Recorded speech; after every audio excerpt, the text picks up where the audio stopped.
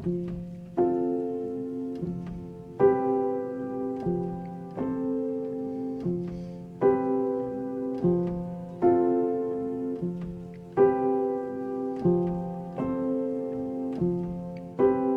el silencio que a veces gritas, sobre la vida que no me cuentas, que no perdona a quien se esconde bajo la ley de los patrones.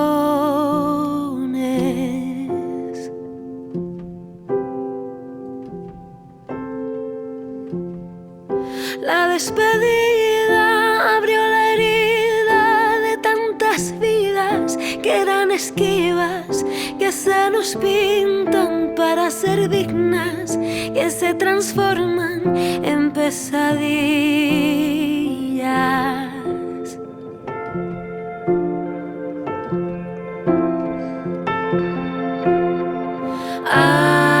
Ay, ayúdame a tapar o ruido da tua voz, angustia y estador.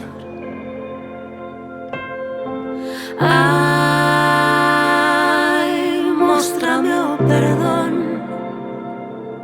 para poder seguir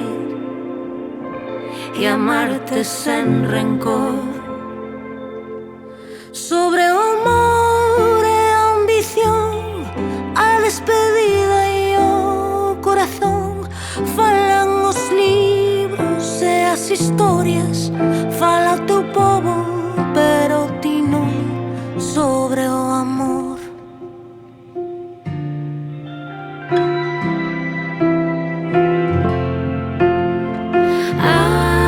ai, axúdame a tapar o ruido da tua voz, angustia e esta dor.